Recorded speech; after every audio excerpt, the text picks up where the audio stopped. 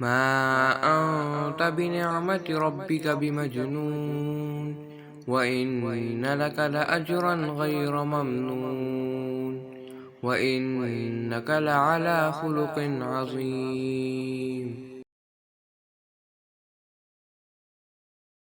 نحمده ونصلي على رسوله الكريم اما بعد فاعوذ بالله من الشيطان الرجيم بسم الله الرحمن الرحيم رب اشرح لي صدري ويسر لي امري واحلل عقدة من لساني يفقه قولي رب زدني علما اللهم فقهنا في الدين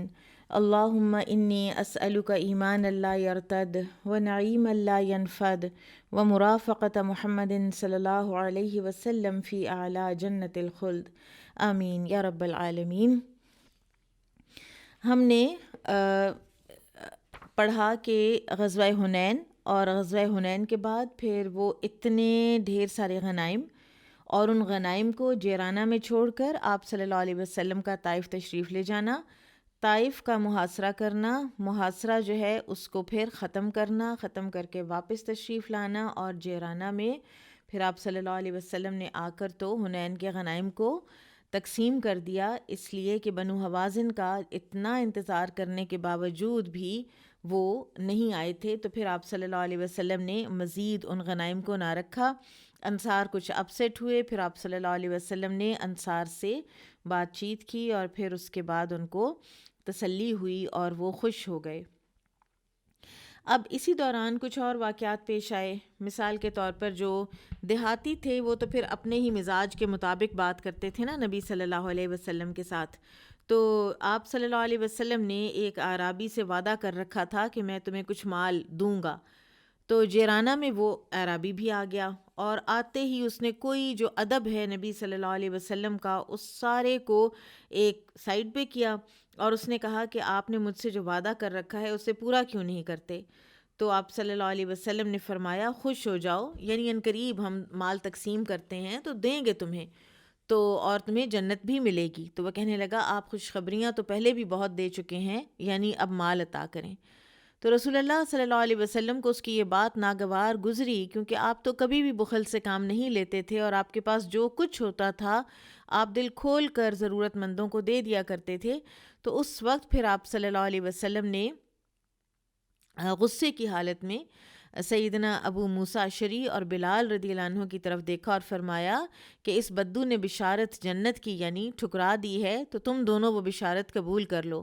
تو دونوں صحابہ نے فوراً عرض کی اے اللہ کے رسول، ہمیں آپ کی بشارت قبول ہے۔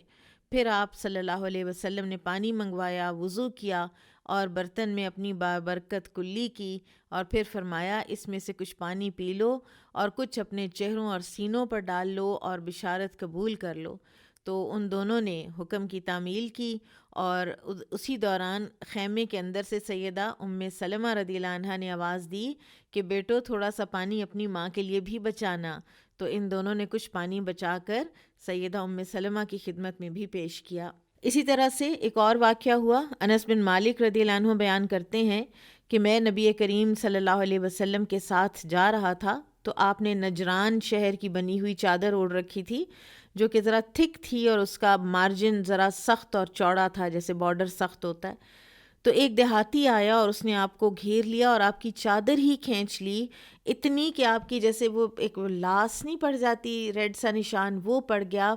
آپ کے کندھے مبارک پر، اور اس نے بڑی بے ادبی سے کہا کہ آپ کے پاس اللہ کا جو مال ہے اس میں سے مجھے بھی دیں،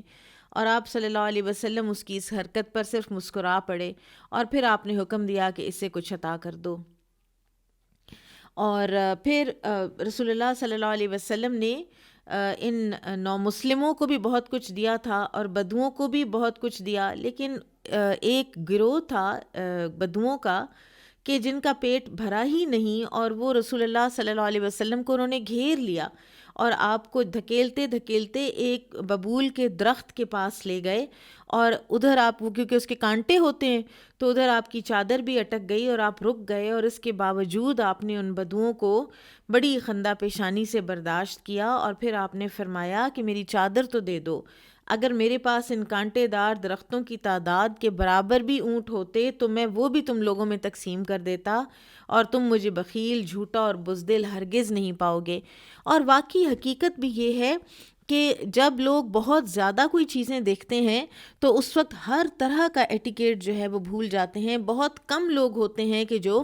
حیا کے ساتھ اور بڑے تمیز کے دائرے کے اندر رہتے ہوئے چیز یا مانگتے ہیں یا پھر اپنی باری کا انتظار کرتے ہیں۔ اب یہ ہوا کہ جب یہ سب حوازن کے جو غلام اور بچے اور جانور اور ہر چیز جو ہے، عورتیں،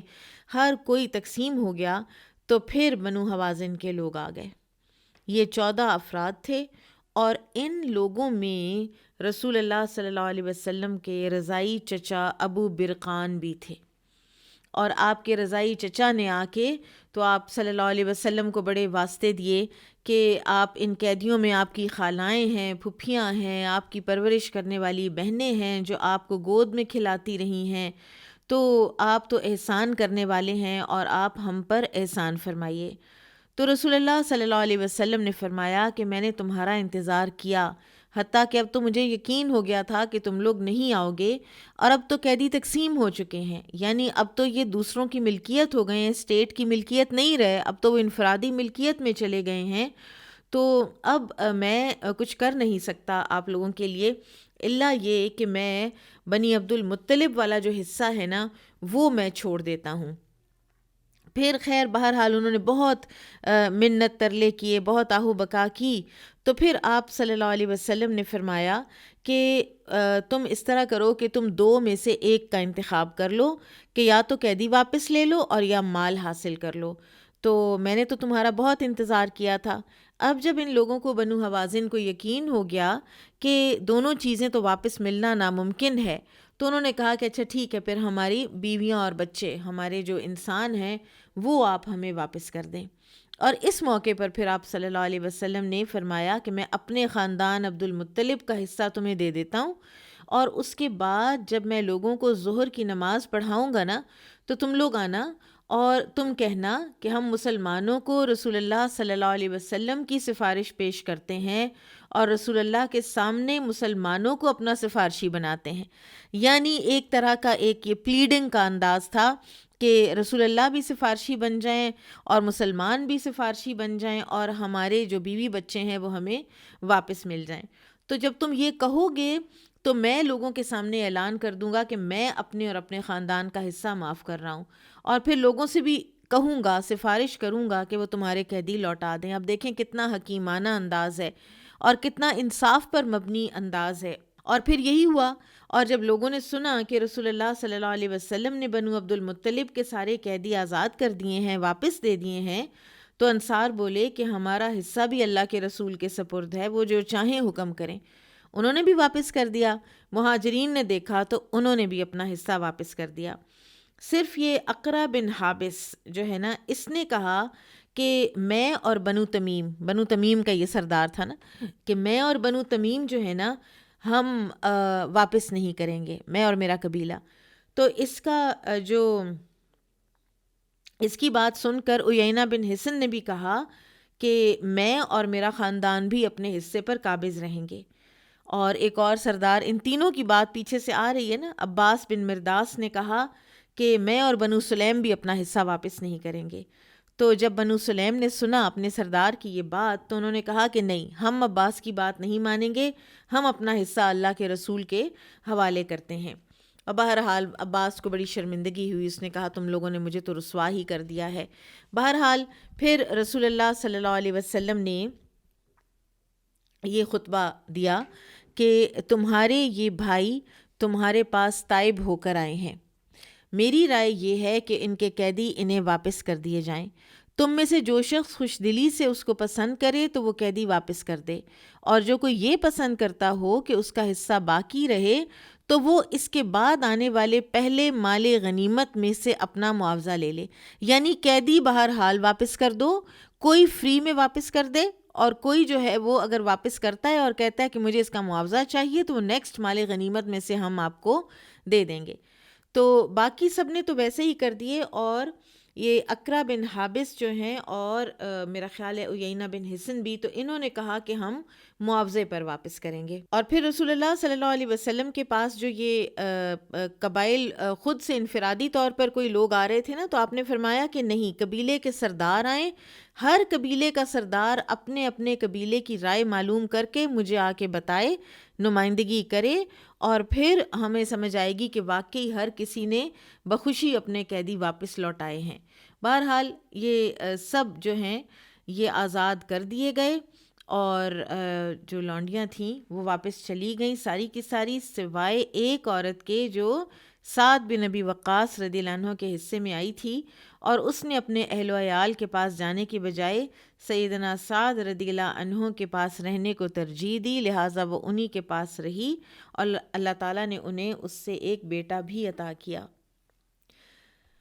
پھر اسی طرح یہاں پر ہی وہ واقعہ بھی پیش آیا کہ جب رسول اللہ صلی اللہ علیہ وسلم سے عمر رضی اللہ عنہ نے پوچھا تھا کہ یا رسول اللہ، میں نے دور جاہلیت میں ایک نظر مانی تھی کہ میں مسجد الحرام میں ایک رات کا اعتکاف کروں گا، اور پھر مجھے وہ نظر پوری کرنے کا موقع ہی نہ ملا، تو آپ صلی اللہ علیہ وسلم نے فرمایا کہ تم اب اپنی نظر پوری کرو۔ تو عمر رضی اللہ عنہ گئے اور ایک رات کا اعتکاف مسجد حرام میں کر کے آئے۔ پھر آپ صلی اللہ علیہ وسلم نے جیرانہ سے عمرہ کیا۔ 5 ذوالقعدہ سے 18 ذوالقعدہ تک آپ جیرانہ میں مقیم رہے ہیں، اور اسی دوران میں آپ صلی اللہ علیہ وسلم نے جیرانہ سے عمرہ کیا ہے۔ اور اس کے دوران وہ واقعہ پیش آیا جو صحیح بخاری میں بھی ہے کہ ایک اعرابی نے آ کر آپ سے پوچھا کہ یا رسول اللہ، آپ اس شخص کو کیا حکم دیتے ہیں جس نے عمرے کا احرام باندھا اور پھر اس کا پورا جسم خوشبو میں لتھڑا ہوا ہے؟ تو آپ صلی اللہ علیہ وسلم خاموش رہے، اور آپ پر وحی کا نزول شروع ہو گیا۔ اور وحی کا نزول شروع ہوا تو یہ جو نئے نئے مسلمان تھے، ان کو تو تھا نا کہ کیوریوسٹی کہ ہم دیکھیں کہ وحی کیسے آتی ہے۔ تو یعلا بن امیہ یہ مسلمان ہوئے تھے، اور ان کو عمر رضی اللہ عنہ نے بلایا کہ اگر تم نے دیکھنا ہے تو آ کے دیکھ لو وحی نازل ہونے کا منظر۔ تو یعلا بھاگم بھاگ آئے، اور نبی صلی اللہ علیہ وسلم کے اوپر ایک چادر سے سایہ کیا گیا تھا، تو یعلا اپنا سر چادر کے اندر گھسا کے تو دیکھنے لگے کہ آپ صلی اللہ علیہ وسلم کا چہرہ مبارک سرخ ہوا ہے اور آپ خراٹے لے رہے تھے۔ اور جب یہ کیفیت ختم ہوئی تو آپ صلی اللہ علیہ وسلم نے فرمایا، وہ سائل کدھر ہے جس نے عمرے کے بارے میں پوچھا تھا؟ تو وہ اعرابی پھر حاضر ہوا، تو پھر آپ صلی اللہ علیہ وسلم نے اسے بتایا کہ جو خوشبو تم نے لگا رکھی ہے اسے 3 بار دھو ڈالو، اور اپنا جبہ اتار دو، اور اپنے عمرے میں بھی اسی طرح کرو جیسے اپنے حج میں کرتے ہو۔ یہاں پہ آپ دیکھیں کہ اس سے ہمیں یہ بڑا واضح طور پر پتہ چلتا ہے کہ نبی صلی اللہ علیہ وسلم پر قرآن کے علاوہ بھی وحی نازل ہوتی تھی۔ اور خیر، رسول اللہ صلی اللہ علیہ وسلم 18 ذوالقعدہ کو جیرانہ سے نکلے ہیں، اور پھر آپ نے وادی کے آخری کنارے پر ایک مسجد تھی، وہاں سے احرام باندھا، اور وہاں سے آپ مکہ تشریف لائے، آپ نے عمرہ کیا، اور عمرہ کر کے تو پھر آپ صلی اللہ علیہ وسلم کے بال جو ہیں وہ خراش بن امیہ نے آپ کے سر کے بال مونڈے تھے، اور پھر آپ رات کو ہی واپس آ گئے، اور آپ نے صبح وہیں جیرانہ ہی میں کی، گویا کہ آپ وہیں تھے۔ اور یہ 4 عمرے ہیں جو آپ صلی اللہ علیہ وسلم نے کیے تھے اپنی زندگی میں۔ ایک عمرہ حدیبیہ جس کو کہ کفار نے روک لیا تھا لیکن وہ گنا جاتا ہے، پھر عمرہ قضا جو نیکسٹ ایئر آپ نے کیا تھا، اور تیسرا جیرانہ سے، اور چوتھا حج کے موقع پر، اور حج آپ صلی اللہ علیہ وسلم نے ایک ہی کیا ہے۔ اور پھر آپ صلی اللہ علیہ وسلم جیرانہ واپس آ کے اگلے دن صبح آپ نے مدینہ منورہ واپسی کا سفر شروع کیا۔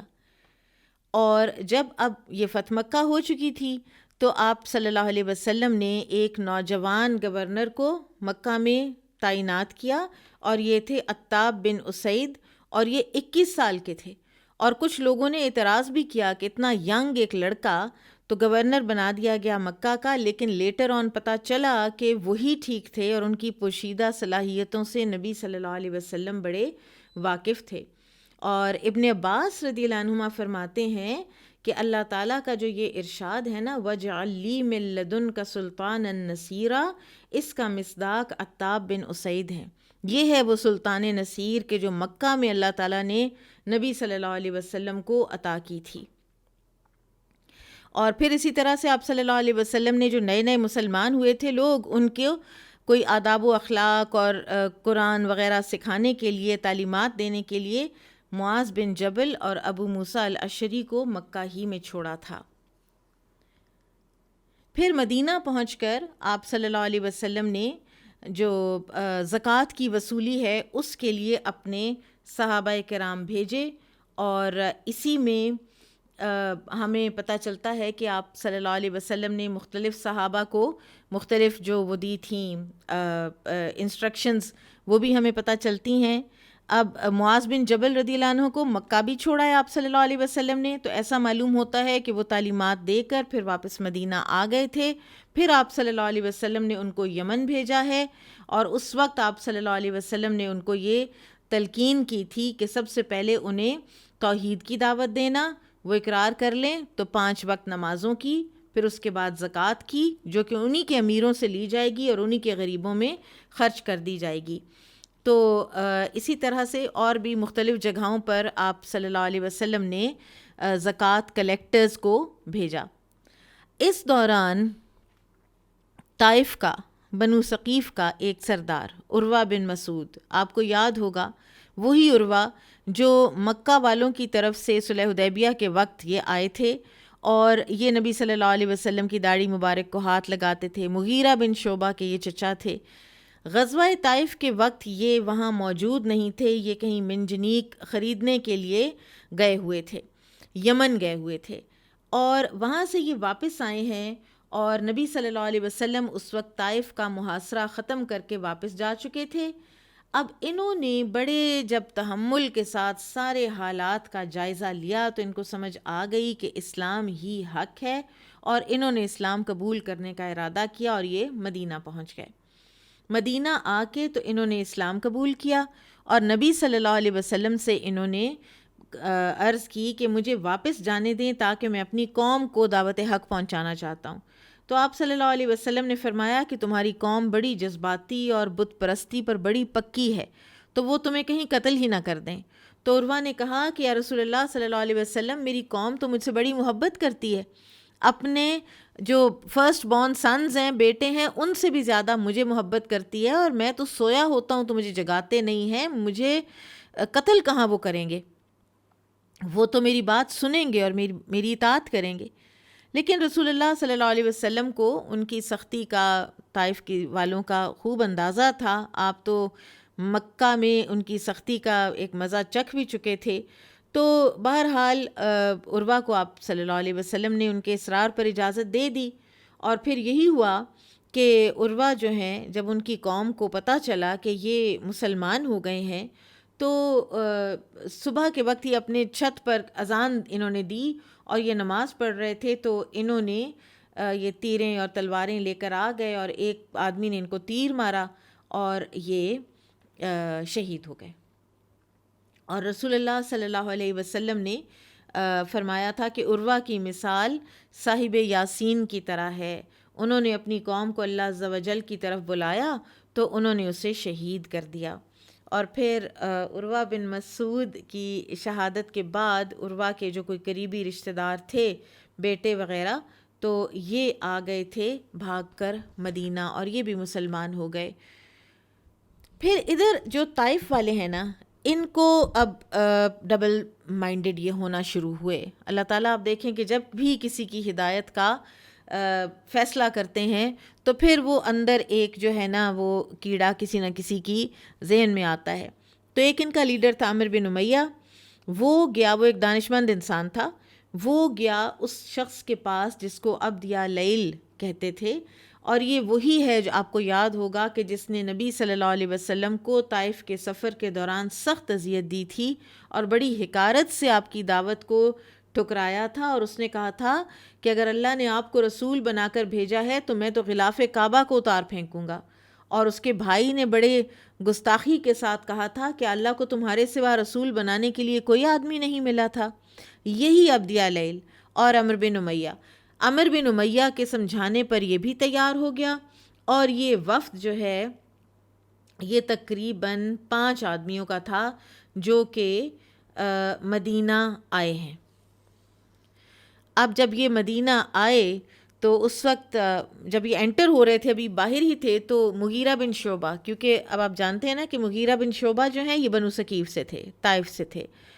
انہوں نے دیکھا کہ ان کی قوم کے سردار آ رہے ہیں تو ان کو تو بہت خوشی ہوئی،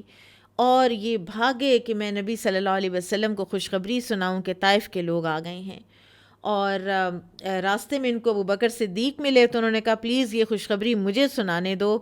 تو بہرحال نبی صلی اللہ علیہ وسلم کو خوشخبری ملی اور آپ صلی اللہ علیہ وسلم بہت خوش ہوئے۔ پھر مغیرہ واپس گئے اپنی قوم کو کہ میں کچھ آداب سکھاؤں کہ نبی صلی اللہ علیہ وسلم کی خدمت میں جانا ہے تو یہ اپنے کوئی دیہاتی کوئی گنوار پن اور اجڑ پن والے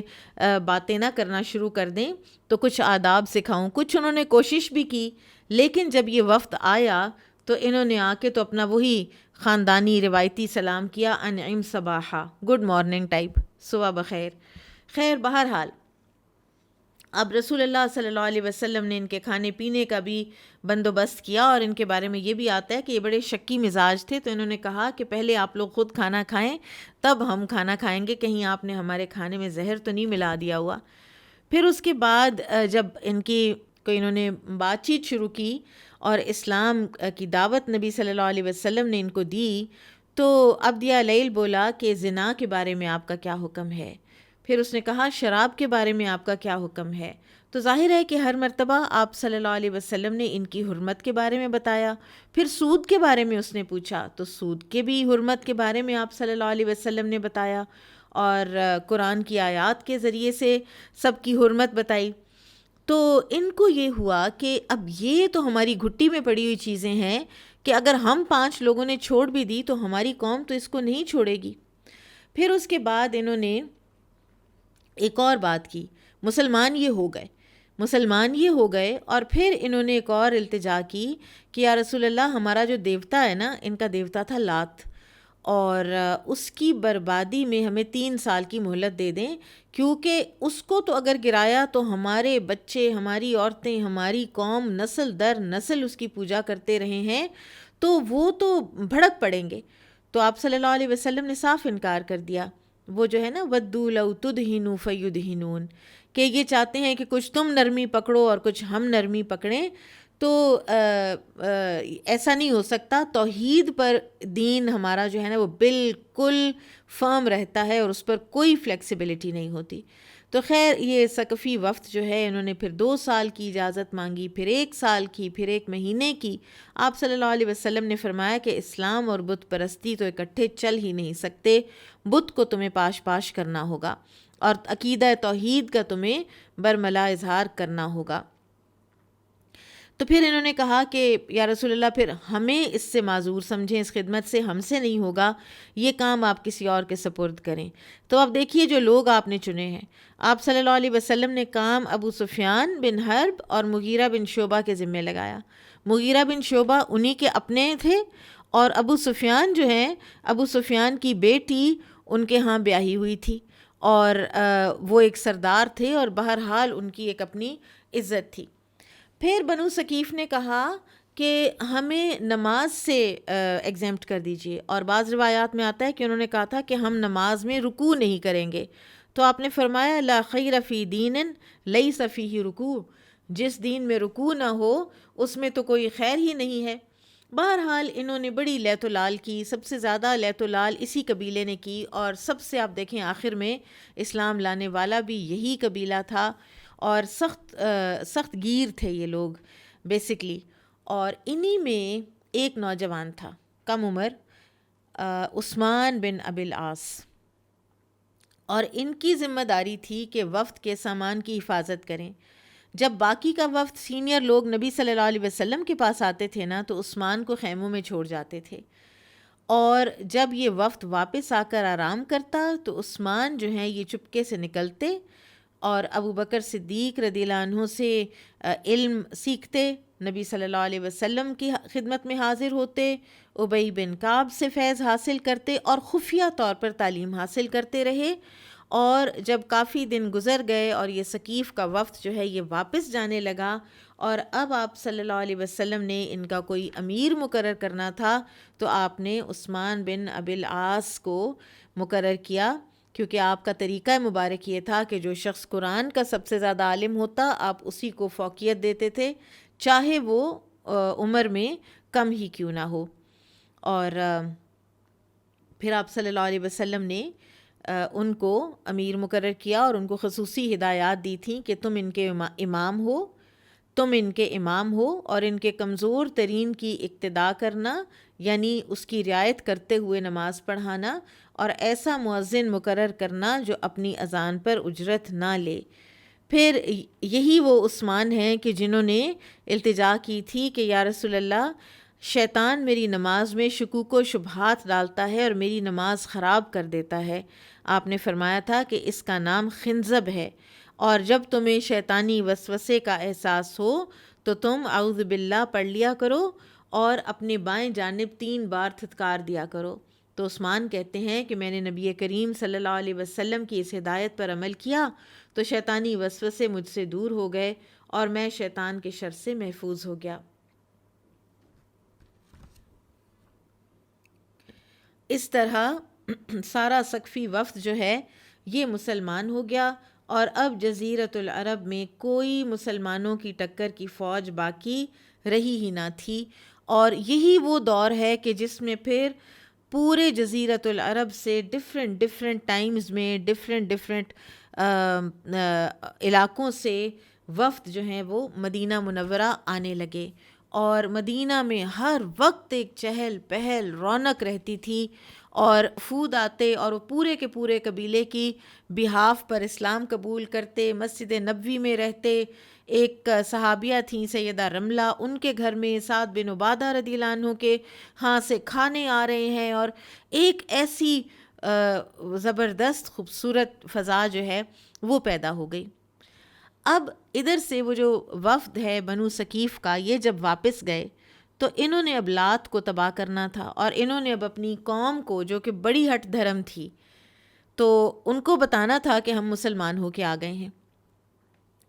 اور یہ جو لات ہے اس کی یہ ہسٹری یہ ہے کہ ایک چکور پتھر تھا، ایک یہودی اس پتھر کے پاس مسافروں کو ستو کھلایا کرتا تھا۔ جب وہ یہودی فوت ہو گیا تو لوگوں نے اس پتھر کی پوجا شروع کر دی۔ تو اب رسول اللہ صلی اللہ علیہ وسلم نے ابو سفیان اور مغیرہ بن شعبہ کو بھیجا کہ وہ لات کو مسمار کریں، اور ثقفی وفد جو ہے یہ جب واپس پہنچا تو ان کو پتہ تھا کہ ان کی قوم نے اتنی آسانی سے ہمارا اسلام جو ہے اس کو ایکسیپٹ نہیں کرنا ہے، تو انہوں نے نبی صلی اللہ علیہ وسلم سے اجازت لی کچھ خلاف واقعہ بات کہنے کی۔ خیر یہ جب واپس آئے تو انہوں نے لات کو تو کوئی لفٹ ہی نہ کرائی، نہ کوئی نظر نیاز، اور نہ ہی اس کے سامنے جا کے پوجا پاٹ کی۔ خیر لوگ جو ہیں اس بات پر بڑے حیران ہوئے اور ان کے پاس آئے، اور انہوں نے بڑے غمگین لہجے میں کہا کہ ہمارے پاس تمہارے لیے کوئی اچھی خبر نہیں ہے، ہم ایک انتہائی سخت طبیعت اور سنگ دل شخص کو مل کے آ رہے ہیں، اور وہ اپنی مرضی کرتے ہیں، اور تلوار کے زور پر وہ سارے عرب پر غالب آ چکے ہیں، اور لوگ ان کے تابع ہو چکے ہیں، کیا عیسائی کیا یہودی، ہر کوئی ان سے ڈرتا ہے۔ تو ہمیں انہوں نے بڑے مشکل کام بتائے اور ہم نے تو صاف صاف معذرت کر لی ہے، اور ہم نے زنا، سود، شراب سے کسی سے ہم نے منع ہونے سے انکار کر دیا ہے۔ لات کی مسماری کا انہوں نے حکم دیا ہے، ہم نے اس سے بھی انکار کر لیا ہے۔ اب قوم مطمئن ہو گئی، تو پھر انہوں نے کہا کہ اب یہ شرطیں تو ہم نے نہیں مانی، تو اب تم بھی جنگ کی تیاری کر لو، کیونکہ اب وہ کسی بھی وقت تمہارے اوپر حملہ آور ہو سکتے ہیں، اور اپنے قلعے کے باہر خندق کھود لو۔ مشکل باتیں بتائیں نا ان کو کہ اندر اناج 2 سال کا جمع کر لو۔ اب وہ شروع میں کچھ دن تو انہوں نے کہا کہ اچھا ٹھیک ہے ہم کریں گے، لیکن 2 ہی دنوں کے بعد ان کے اوپر ایک رعب طاری ہو گیا، اور انہوں نے کہا کہ یہ ہمارے بس کی بات نہیں ہے، ہم قلعے کے باہر خندق کھودیں۔ اور آپ دیکھیں یہ مسلمانوں ہی کا کام تھا، یہ ایمان ہی کا جذبہ ہوتا ہے، وہ جیسے وہ ہے نا مسجد تو بنا دی شب بھر میں ایمان کی حرارت والوں نے۔ خیر تو انہوں نے جا کر اپنے اس وفد کو کہا کہ نہیں، ہم سے یہ نہیں ہوگا، ہم ان کی ٹکر نہیں لے سکتے، تم جاؤ اور جا کے صلح نامہ تحریر کرا لو اور ہم ان کے ساتھ یہ شرائط ان کی مان لیتے ہیں، زنا، سود، شراب ہم سب چھوڑ دیں گے۔ اب جب انہوں نے دیکھا وفد کے ارکان نے کہ قوم ہماری خوفزدہ ہو چکی ہے، اور جو انہوں نے ایک سائیکالوجی، ایک نفسیاتی حملہ اپنی قوم کے اوپر کیا تھا وہ کارگر ثابت ہو گیا ہے، تو پھر انہوں نے بتایا کہ ہم جو ہے نا، ہم اسلام قبول کر آئے ہیں، یہ ہم حکم جو ہے وہ مان آئے ہیں، اور ہم بہترین شخص کے پاس سے آ رہے ہیں، وہ انتہائی خاطرداری کرنے والے اور انتہائی وفادار اور رحیم کریم انسان ہیں۔ خیر، قوم جو ہے وہ مان گئی چاروں ناچار، اور پھر ادھر ابو سفیان اور مغیرہ بن شعبہ رضی اللہ عنہما 2-3 دن انتظار کرنے کے بعد یہ آئے طائف، اور مغیرہ گئے پہلے اور انہوں نے گرایا بت کو، اور طائف کے لوگوں نے جب اپنا بت، ہزاروں سال پرانا دیوتا، اس کو ریت کا ڈھیر بنتا دیکھا تو یہ جو ہیں یہ غضبناک بھی ہوئے، ان کو افسوس بھی ہوا، کیونکہ شرک تو ابھی اندر باقی تھا نا۔ تو پھر انہوں نے کہا کہ اچھا تم دیکھنا ابھی ہمارا دیوتا تمہارے ساتھ کیا کرتا ہے، تم ذرا اس کو نیچے تک کھودو تو صحیح۔ مغیرہ بن شعبہ نے نیچے کھودا تو وہ اتنا ڈھیروں خزانہ جو کئی صدیوں سے یہاں دفن کرتے آئے لوگ، کتنی جہالت ہے کہ وہ نظریں نیازیں وہ چڑھا چڑھا کے وہ خزانہ سارا نکالا، سونے چاندی کے ڈھیر، اور مغیرہ رضی اللہ عنہ یہ خزانہ لے کر مدینہ آئے اور رسول اللہ صلی اللہ علیہ وسلم کے سپرد کر دیا، یعنی اسٹیٹ کے حوالے کر دیا۔ پھر اس کے بعد طائف کا زور بھی ٹوٹ گیا، طائف والے مسلمان ہو گئے، اور آج طائف وہ بستی ہے کہ جو اتنی ہستی بستی، اتنی رونق والی، اتنی خوبصورت، کیا کانفرنسز ہوں، کوئی اس طرح کی جو ہو پکنکس ہوں، اور اسٹیٹ لیول کے کوئی اگر ہولڈ کرنے ہوں کوئی اس طرح کے ایونٹس، تو طائف ہی چنا جاتا ہے پورے سعودی عربیہ میں سے۔ پھر یہ شاعر تھا کعب بن زہیر اسلمی، اور اس کے جو بارے میں ہے وہ یہ ہے کہ یہ ان مجرموں میں شامل تھا کہ جن کے متعلق رسول اللہ صلی اللہ علیہ وسلم نے فرمایا تھا کہ اگر یہ غلاف کعبہ سے چمٹا ہوا تو اس کو قتل کر دیا جائے، تب بھی قتل کر دیا جائے۔ اور اس کا ایک بھائی تھا جو کہ مسلمان ہو چکا تھا، اور اس نے اس کو کہا کہ رسول اللہ صلی اللہ علیہ وسلم نے ایسے کئی شعراء کو قتل کرایا ہے کہ جو ہجو کیا کرتے تھے آپ صلی اللہ علیہ وسلم کی، اور کچھ ہیں کہ جو بھاگ کر مارے مارے پھر رہے ہیں جزیرۃ العرب میں اپنی جان بچانے کے لیے۔ تم اپنے گناہوں سے توبہ کرو اور نبی صلی اللہ علیہ وسلم کی خدمت میں پہنچو تو وہ تمہاری بات مان جائیں گے، وہ تمہاری توبہ قبول کر لیں گے۔ اب جو بھائی کا خط ہے وہ پڑھ کے تو کعب جو ہے نا، ان کو یہ محسوس ہوا کہ اب میں مزید بھاگ نہیں سکتا، میں کہاں بھی چھپوں گا۔ پھر اللہ تعالیٰ نے ان کے لیے بھی در کھولا توبہ کا، اور یہ مدینہ منورہ پہنچے، اور وہاں پہنچ کر اپنے ایک دوست کے گھر انہوں نے قیام کیا۔ فجر کی نماز میں وہ دوست ان کو مسجد نبوی لے گیا، اور اس نے کہا کہ نماز کے بعد نبی صلی اللہ علیہ وسلم کے پاس جا کے تو توبہ کر لو۔ نماز کے بعد کعب اٹھے اور آپ صلی اللہ علیہ وسلم کے پاس جا کے بیٹھے۔ آپ ان کو نہیں پہچانتے تھے، تو آپ صلی اللہ علیہ وسلم کا ہاتھ اس نے اپنے ہاتھوں میں لیا اور کہا کہ یا رسول اللہ، اگر کعب بن زہیر توبہ کر لے اور مسلمان ہو جائے اور آپ کی خدمت میں حاضر ہو کر امان طلب کرے تو کیا آپ اسے امان دے دیں گے؟ تو آپ صلی اللہ علیہ وسلم نے فرمایا کہ ہاں، میں اسے امان دے دوں گا۔ تو کعب نے کہا کہ یا رسول اللہ، میں ہی کعب ہوں اور آپ کی خدمت میں مسلمان ہو کر آیا ہوں اور توبہ اور معافی کا طلبگار ہوں۔ تو بہرحال ایک انصاری صحابی نے فوراً لپک کے اجازت طلب کی کہ یا رسول اللہ، میں اس کا سر قلم کر دوں، لیکن آپ صلی اللہ علیہ وسلم نے اجازت نہ دی، اور یہ جو ہے ایک بہت بڑا ہجو کرنے والا جو شاعر ہے کعب، یہ بھی مسلمان ہو گیا۔ اس دوران پھر کچھ اور واقعات ہوئے ہیں کہ جب رسول اللہ صلی اللہ علیہ وسلم نے جو بھیجے ہیں وفد زکوٰۃ کی کلیکشن کے لیے، تو کچھ جو قبائل ہیں انہوں نے زکوٰۃ دینے سے انکار کیا، اور انہی میں سے ایک بنو تمیم تھے، اور پھر عیینہ بن حصن جو ہے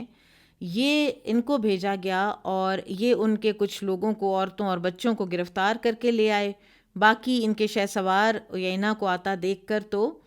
بھاگ گئے۔ اب رسول اللہ صلی اللہ علیہ وسلم کے پاس جب یہ قیدی آئے تو آپ صلی اللہ علیہ وسلم نے ان کو ایک گھر میں، وہی صحابیہ رملہ بنت حارث جو ہے نا، ان کے گھر میں ٹھہرایا۔ پیچھے سے بنو تمیم آئے اپنے ان قیدیوں کے بارے میں بات کرنے کے لیے، اور آ کے تو انہوں نے کہا کہ ہمیں ہمارے بچوں وغیرہ کو ملنے دیا جائے۔ یہ ادھر گئے جہاں پہ اپنے ان کے بیوی بچے تھے، ادھر سے مل کے جب یہ آئے بے چین ہو کر کہ اب ہم ان کو کیسے واپس لے کے جائیں گے، تو یہ وہ وقت ہے کہ جب انہوں نے باہر حجروں کے آوازیں لگانی شروع کر دیں، اور آپ صلی اللہ علیہ وسلم سیدہ عائشہ کے حجرے میں تھے اس وقت، اور آپ نے انہوں نے آوازیں لگائیں، یا محمد اخرج، اے محمد باہر آؤ، باہر آؤ، ہماری بات سنو۔ اور ظہر کا وقت تھا، بلال رضی اللہ عنہ نے اذان دی اور رسول اللہ صلی اللہ علیہ وسلم باہر تشریف لائے اور یہ آپ کو پکڑ رہے تھے۔ بہرحال آپ نے نماز پڑھائی، اور اس موقع پر اس بات کے لیے یہ آیات نازل ہوئی تھیں کہ جو آپ کو حجرات کے باہر سے بلاتے ہیں، من وراء الحجرات۔ تو یہ ایک سوء ادب تھا جو ان بدوؤں نے کیا، اور اسی کے لیے یہ آیات بھی نازل ہوئی تھیں۔ اور پھر اسی طرح انہوں نے کہا کہ ہم اپنا کوئی خطبہ دینا چاہتے ہیں، ہم اپنے فخریہ باتیں آپ لوگوں کو بتانا چاہتے ہیں کہ ہم ہیں کون جن کے بیویاں اور بچے آپ لوگ پکڑ کے لے آئے ہیں اس بات پر کہ ہم زکوٰۃ نہیں آپ کو دے رہے۔ تو آپ نے اجازت دی اور انہوں نے ایک خطبہ دیا اور اپنی تعریفیں کیں، تو آپ نے ثابت بن قیس رضی اللہ عنہ کو حکم دیا کہ قم فاجب خطیبہم، اٹھو اور ان کے خطیب کو جواب دو۔ اور ثابت بن قیس اس وقت ذہنی طور پر تیار بھی نہیں تھے، فی البدی انہوں نے خطبہ پڑھا اور بہت ہی خوب خطبہ پڑھا کہ پھر ان کے بنو تمیم والوں نے کہا کہ اچھا اب ہمارے ایک شاعر کو اجازت دیجیے، خطیب سے تو ہم شکست کھا گئے ہیں۔ پھر ایک شاعر اٹھا، اس نے شعر و شاعری کی، تو آپ نے حسان بن ثابت سے کہا کہ آپ انہیں جواب دیں۔ تو حسان بن ثابت کے بارے میں تو آپ صلی اللہ علیہ وسلم فرماتے تھے کہ یقیناً اللہ تعالیٰ جبرائیل علیہ السلام کے ذریعے حسان کی مدد کرتا ہے جب تک وہ اپنے نبی کے دفاع میں شعر پڑھتے ہیں۔ تو حسان بن ثابت نے شعر پڑھے۔ بہرحال یہ آداب نبوی کی جو تعلیم ہے وہ ان کو دی گئی سورہ حجرات کے نزول کے بعد، اور پھر ان لوگوں کو ان کے قیدی واپس کر دیے گئے تھے۔ اور اسی طرح ایک اور بھی واقعہ ہے جو صحیح بخاری میں ہے سورہ حجرات کی انہی آیات کے حوالے سے، کہ نبی صلی اللہ علیہ وسلم کے سامنے آوازیں بلند کرنے کی بنا پر دو نیک ترین آدمی تباہ ہونے کو تھے، یعنی ابو بکر اور عمر رضی اللہ عنہما۔ اور قصہ یہی ہے کہ بنو تمیم کا جب وفد آیا تو ان دونوں نے مشورہ دیا کہ کس کو سردار بنایا جائے، تو اس پر دونوں کا آپس میں اختلاف ہوا۔ سیدنا ابو بکر نے ایک نام لیا، عمر رضی اللہ عنہ نے دوسرا۔ تو ابو بکر رضی اللہ عنہ نے کہا کہ تمہارا مقصد صرف میری مخالفت کرنا ہے، تو عمر رضی اللہ عنہ نے کہا کہ نہیں، میرا بالکل ارادہ آپ کی مخالفت کرنا نہیں۔ اس پر ان کی آوازیں بلند ہوئیں تو یہ آیات نازل ہوئیں، اور اس وارننگ کے بعد یہ دونوں حضرات انتہائی محتاط ہو گئے تھے۔ اور انہی آیات کے بعد وہ ثابت بن قیس جو کہ ایک بلند پایا خطیب تھے اور فطری طور پر ان کی آواز بلند تھی، وہ گھر میں گھس کے بیٹھ گئے تھے کہ میرے تو اعمال ضائع ہو جائیں گے۔ پھر رسول اللہ صلی اللہ علیہ وسلم نے ان کو وہ عظیم خوشخبری سنائی تھی کہ آپ جنتی ہیں، آپ جہنم میں نہیں جائیں گے اور نہ ہی آپ کے اعمال ضائع ہوں گے۔ پھر بنو المستلق آپ کو یاد ہوگا مسلمان ہو چکے تھے، جویریہ بنت حارث انہی سے تھیں، اور انہی کی وجہ سے پورے کا پورا قبیلہ آزاد بھی ہوا، مسلمان بھی ہوا۔ اور پھر انہوں نے خود رسول اللہ صلی اللہ علیہ وسلم سے عرض کی کہ آپ فلاں وقت پر زکوٰۃ کی وصولی کے لیے اپنا بندہ بھیج دیجیے گا۔ تو رسول اللہ صلی اللہ علیہ وسلم نے ولید بن عقبہ بن ابی معیط، عقبہ بن ابی معیط بدترین دشمن، لیکن اس کا بیٹا ولید مسلمان، تو ان کو آپ صلی اللہ علیہ وسلم نے بھیجا۔ اب ولید کو جاتے کچھ دیر ہوئی، ادھر جو بنو المستلق کے سردار تھے وہ جب اپوائنٹڈ ٹائم پر ان کو سمجھ آئی کہ رسول اللہ صلی اللہ علیہ وسلم کا بندہ تو آیا ہی نہیں، تو وہ چلے اس بات پر کہ کہیں ایسا نہ ہو کہ رسول اللہ صلی اللہ علیہ وسلم ہم سے ناراض ہو گئے ہوں۔ اب دور سے جب ولید نے حارث بن زرار کو اور کچھ لوگوں کو، بنو المستلق کے لوگوں کو آتے دیکھا تو یہ ڈر گئے اور انہوں نے سمجھا کہ یہ کوئی حملہ آور ہونے والے ہیں، اور انہوں نے آ کر تو نبی صلی اللہ علیہ وسلم سے کہہ دیا کہ وہ لوگ تو مجھے قتل کرنے لگے تھے، اور انہوں نے زکوٰۃ دینے سے انکار کر دیا ہے۔ اب رسول اللہ صلی اللہ علیہ وسلم نے بہت ان کو حیرت ہوئی، اور آپ صلی اللہ علیہ وسلم نے جو ہے ایک فوجی دستہ روانہ کیا۔ اب ان لوگوں نے جب فوجی دستہ دیکھا بنو المستلق والوں نے تو وہ حیران ہوئے، تو تم لوگ ہماری طرف کیوں آ رہے ہو اتنے اگریشن کے ساتھ؟ تو انہوں نے کہا کہ اس لیے کہ تم لوگوں نے زکوٰۃ دینے سے انکار کیا ہے اور ہمارے نمائندے کو قتل کرنے کی کوشش کی ہے۔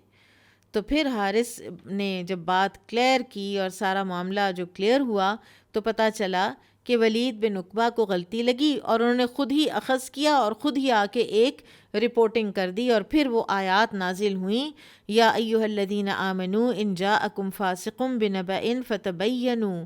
اے لوگو جو ایمان لائے ہو، اگر کوئی فاسق تمہارے پاس خبر لے آئے تو اس کو تحقیق کر لیا کرو۔ اور ہمارا جو ہے نا ایک طریقہ وہ یہ ہے کہ ہم نیگیٹو خبر سب سے پہلے سنتے بھی ہیں، اور سب سے پہلے اسی پر ہمارا دل بھی چاہتا ہے کہ ہم بھروسہ کر لیں اور مان جائیں۔ بہرحال پھر انہوں نے کہا کہ آپ ہمارے ساتھ نا سیدنا عباد بن بشر کو بھیجیے، عباد بن بشر۔ تو پھر آپ صلی اللہ علیہ وسلم نے عباد بن بشر کو بھیجا، اور وہاں سے وہ زکوٰۃ لے کر آئے اور ان کو اسلام کی تعلیم بھی دی۔ پھر کچھ اور سرایا بھی ان بٹوین ہوتے رہے ہیں جو کہ رسول اللہ صلی اللہ علیہ وسلم کے ویجیلنٹ رہنے کا ایک بہت بڑا طریقہ تھا۔ اور پھر وہ ہستی اسلام لائی کہ جس سے کہ سارے جو ہے نا وہ حیران ہو گئے، اور وہ تھے حاتم الطائی کے بیٹے عدی بن حاتم۔ اور یہ سن 9 ہجری میں رسول اللہ صلی اللہ علیہ وسلم نے علی رضی اللہ عنہ کو بھیجا تھا، ایک جگہ ہے فلس، اس کا بت مسمار کرنے کے لیے۔ تو وہاں عدی بن حاتم، یہ قبیلہ بنو طے کا یہ بت تھا، اور یعنی وہ بھی اس کی پوجا کرتے تھے بنو طے۔ اور اسلام سے پہلے ہی کوئی ایسا واقعہ پیش آیا تھا کہ جس سے عدی بن حاتم اس بت سے بالکل بیزار ہو گئے تھے،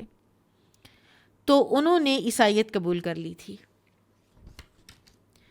اور اب جب علی رضی اللہ تعالی عنہ فلس گئے، وہاں بت کو مسمار کیا، وہاں سے عورتیں اور بچے کچھ قیدی بنے، ان کو قیدی بنا کر واپس لائے۔ ان قیدیوں میں عدی بن حاتم کی بہن صفانہ تھی، اور یہ بہن جو تھی یہ عمر رسیدہ تھی، اور ان کو مسجد نبوی کے دروازے کے پاس ایک کیمپ میں ٹھہرایا گیا تھا۔ تو یہ رسول اللہ صلی اللہ علیہ وسلم کو جب انہوں نے آتا دیکھا تو انتہائی سمجھدار خاتون تھیں، تو کہنے لگیں کہ یا رسول اللہ، میرا والد فوت ہو چکا ہے اور میرا نگہبان فرار ہو گیا۔ عدی بن حاتم علی رضی اللہ عنہ کے جو ایک فوجی دستہ تھا نا، اس سے یہ فرار ہو گئے تھے، بیوی بچوں کو لے گئے اور بہن کو وہیں چھوڑ دیا۔ تو رسول اللہ صلی اللہ علیہ وسلم نے فرمایا کہ تمہارا نگہبان کون ہے؟ تو انہوں نے کہا عدی بن حاتم۔ تو آپ صلی اللہ علیہ وسلم نے فرمایا وہ جو اللہ اور اس کے رسول سے بھاگا پھرتا ہے، اور پھر آپ آگے بڑھ گئے۔ بہرحال دوسرے دن بھی یہی بات چیت ہوئی، تیسرے دن بھی یہی بات چیت ہوئی، اور وہ ظاہر ہے آزادی چاہتی تھی۔ تو رسول اللہ صلی اللہ علیہ وسلم نے بہرحال تیسرے دن اس کی جو ہے اس کو کہا کہ اچھا ٹھیک ہے تم آزاد ہو، اور کوئی سیف اگر ایسا تمہیں مل جائے نا جو واپس جا رہا ہو تو تم چلی جانا۔ کچھ دنوں کے بعد وہ نبی صلی اللہ علیہ وسلم کی خدمت میں حاضر ہوئیں اور کہنے لگیں کہ مجھے ہم سفر مل گیا ہے، مجھے جانے دیجیے۔ تو آپ صلی اللہ علیہ وسلم نے دے دلا کے رخصت کر دیا۔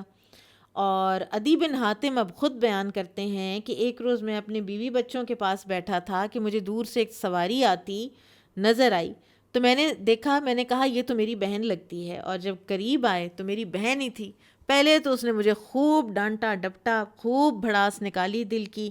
کہ تم ظالم، تم قطع رحمی کرنے والے، بیوی بچوں کو لے کے بھاگے اور بہن کی تمہیں ذرا بھی پرواہ نہیں تھی۔ خیر وہ کہتے ہیں کہ میں نے اپنی بہن سے معافی مانگی، پھر وہ راضی ہو گئی اور ہمارے ساتھ رہنے لگی۔ پھر ایک دن مجھے کہنے لگی کہ بھائی میرا مشورہ ہے کہ تم اپنا ہاتھ محمد صلی اللہ علیہ وسلم کے ہاتھ میں دے دو، ان کی خدمت میں جو بھی گیا ہے اسے نوازا گیا ہے، اگر وہ سچے نبی ہیں تو اسلام قبول کرنے میں سبقت لے جانے والوں کے لیے فضل اور شان ہے، اور اگر وہ بادشاہ ہیں تو بھی تمہاری عزت کریں گے کیونکہ تم حاتم کے بیٹے ہو، اس لیے تم جلدی سے مدینہ پہنچو اور شوق کے ساتھ جاؤ یا خوف کھاتے ہوئے، لیکن جاؤ ضرور۔ تو عدی کہتے ہیں میں نے کہا کہ تمہارا مشورہ بڑا خوب ہے۔ پھر عدی مدینہ آ گئے اور مدینہ آ کر انہوں نے اسلام قبول کیا، اور یہ خود بیان کرتے ہیں کہ میں شام سے نکلا اور مدینہ پہنچا، میں آپ کی خدمت میں حاضر ہوا تو آپ صحابہ کرام کے ساتھ مسجد میں تشریف فرما تھے، تو صحابہ نے عرض کی کہ یا رسول اللہ یہ عدی بن حاتم آئے ہیں، اور یہ بغیر کسی امان نامے یا صلح نامے کے میں چلا گیا تھا، مجھے قتل بھی کیا جا سکتا تھا۔ بہرحال آپ صلی اللہ علیہ وسلم مجھے لے کر اپنے حجرے کی طرف چل پڑے۔ راستے میں ایک عورت آئی، اس کے ساتھ ایک بچہ تھا، اور اس نے رسول اللہ صلی اللہ علیہ وسلم کو روک لیا کہ میں نے آپ سے ایک ضروری بات کرنی ہے۔ تو آپ صلی اللہ علیہ وسلم اس کی التجا سننے رک گئے، اس کا مسئلہ سنا، اس کی حاجت پوری کی۔ یہ ڈگنیٹری ساتھ کھڑا ہے اور اس کو کھڑا رہنے دیا ہے، مدینہ کی ایک عورت کی بات سنی ہے اور پھر عدی بن حاتم کو اندر لائے ہیں۔ تو عدی کہتے ہیں میں نے دل میں سوچا اللہ کی قسم یہ بادشاہ نہیں ہے، بھلا بادشاہوں میں اتنا صبر اور حوصلہ اور انکساری اور عاجزی کہاں ہوتی ہے۔ بہرحال اندر ہم گئے تو آپ صلی اللہ علیہ وسلم نے کھجور کے پتوں سے بھرا ایک تکیہ مجھے دیا اور کہا اس پر بیٹھو، تو میں نے کہا آپ بیٹھیں، تو آپ نے فرمایا نہیں تم بیٹھو، اور خود آپ صلی اللہ علیہ وسلم زمین پر بیٹھ گئے، اور آپ اپنے مہمانوں کی بے حد عزت افزائی کرتے تھے۔ اور پھر آپ صلی اللہ علیہ وسلم نے عدی سے کہا کہ تم کب تک اللہ سے راہ فرار اختیار کرو گے، اور پھر توحید کی جو ہے تعلیم وہ دی عدی کو کہ عدی مسلمان ہو جاؤ، تم محفوظ ہو جاؤ گے، تمہاری جان اور مال بھی بچ جائے گا۔ تو عدی نے کہا کہ دیندار تو میں ہوں، بے دین تو میں نہیں ہوں۔ تو آپ نے فرمایا میں تمہارے دین کو تم سے زیادہ جانتا ہوں، یہودی مغضوب علیہم جبکہ عیسائی گمراہ ہیں۔ تو عدی نے کہا کہ آپ میرے دین کو جانتے ہیں، مجھ سے زیادہ جانتے ہیں؟ تو آپ نے فرمایا ہاں میں تم سے زیادہ جانتا ہوں، کیا تم رکوسی نہیں ہو؟ یعنی یہ ایک عقیدہ تھا جس کو کہتے ہیں کہ آج جیسے رومن کیتھولکس ہوتے ہیں نا، اس قسم کا یہ عقیدہ تھا۔ پھر جو ہے انہوں نے کہا کہ بالکل ایسا ہی ہے، اور پھر آپ صلی اللہ علیہ وسلم نے فرمایا کہ عدی ممکن ہے کہ تم اس لیے اسلام قبول نہیں کر رہے کہ تم سوچتے ہوگے کہ اس نبی کے پیروکار غریب اور مسکین ہیں اور کمزور اور ناتوان ہیں، اور تم امیر زادے اور رئیس ہو، اور امیر زادہ اور رئیس تو مسلمان کوئی نہیں ہو رہا۔ تو اللہ کی قسم عنقریب مال وافر ہو جائے گا، غربت ختم ہو جائے گی، یہاں تک کہ زکوٰۃ لینے والا کوئی نہیں ملے گا، اور ممکن ہے کہ تمہارے دل میں ہو کہ مسلمان بہت کم ہیں اور دشمن کثیر ہیں، تو اللہ کی قسم عنقریب تم سنو گے کہ ایک اکیلی عورت قادسیہ یا ہیرا سے چلے گی اور بیت اللہ کا طواف کرے گی، اور اسے کسی کا خوف نہیں ہوگا، وہ پرامن سفر کرے گی، اور عنقریب کسریٰ بن ہرمز کے خزانے فتح ہوں گے اور مسلمانوں کی ملکیت بنیں گے۔ عدی کہتے ہیں میں بہت حیران ہوا، کسریٰ اور ہرمز کے خزانے؟ تو آپ نے تو پھر انہوں نے کہا کہ میں آپ پر ایمان لاتا ہوں اور آپ کی پیروی قبول کرتا ہوں۔ پھر اسی طرح سے صحیح بخاری میں آتا ہے کہ رسول اللہ صلی اللہ علیہ وسلم نے اس موقع پر عدی بن حاتم سے یہ بھی فرمایا تھا کہ تم میں سے ہر آدمی اللہ تعالیٰ سے اس حالت میں ملاقات کرے گا کہ اللہ اور اس کے درمیان کوئی ترجمان نہیں ہوگا جو ترجمانی کے فرائض سر انجام دے۔ اللہ تعالیٰ فرمائے گا کیا میں نے تیرے پاس رسول نہیں بھیجا تھا جس نے تجھے میرے احکام پہنچائے ہوں؟ وہ عرض کرے گا بے شک تو نے بھیجا تھا۔ پھر اللہ تعالیٰ فرمائے گا کیا میں نے تجھے مال و دولت سے نہیں نوازا تھا؟ کیا میں نے تجھے اس کے ذریعے سے برتری نہیں دی تھی؟ وہ عرض کرے گا کیوں نہیں، سب کچھ دیا تھا۔ پھر وہ اپنی دائیں طرف دیکھے گا تو اسے جہنم کے علاوہ اور کچھ نظر نہیں آئے گا، پھر وہ بائیں طرف دیکھے گا تو ادھر بھی دوزخ کے علاوہ اور کچھ نظر نہیں آئے گا۔ پھر عدی کہتے ہیں کہ میں نے نبی صلی اللہ علیہ وسلم کو یہ فرماتے ہوئے سنا کہ جہنم کی آگ سے بچو، اگرچہ کھجور کے ایک ٹکڑے کے ذریعے ہی سے کیوں نہ ہو، اور جو کوئی کھجور کا ٹکڑا نہ دے پائے تو وہ لوگوں سے اچھی بات کہہ کر جہنم سے بچے۔ عدی بن حاتم نے اسلام قبول کیا تو رسول اللہ صلی اللہ علیہ وسلم کا چہرہ مبارک خوشی سے کھل اٹھا، اور آپ نے انہیں ایک انصاری صحابی کے گھر ٹھہرایا، اور وہ کہتے ہیں کہ ایک دن میں نبی صلی اللہ علیہ وسلم کی خدمت میں حاضر ہوا تو میرے گلے میں سنہری سلیب لٹک رہی تھی، تو آپ نے فرمایا اے عدی یہ بت اتار پھینکو۔ پھر میں نے آپ صلی اللہ علیہ وسلم کو یہ آیت تلاوت کرتے ہوئے سنا،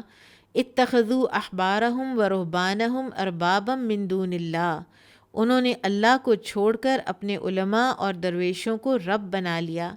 تو میں نے عرض کی کہ یا رسول اللہ، عیسائی اپنے علماء اور مشائخ کی عبادت تو نہیں کرتے؟ تو آپ نے فرمایا انہوں نے اپنے علماء و مشائخ کی عبادت تو نہیں کی، لیکن جب وہ ان کے لیے کوئی چیز حلال قرار دیتے تھے تو وہ اسے اپنے لیے حلال کر لیتے تھے، اور جب وہ ان کے لیے کسی چیز کو حرام قرار دیتے تو وہ اسے حرام ہی سمجھتے تھے۔ یعنی آپ حلال اور حرام کا جس کو اختیار دیں گے وہی آپ کا رب ہے۔ آپ زبان حال سے یہ کہہ رہے ہیں کہ یہی ہمارا رب ہے۔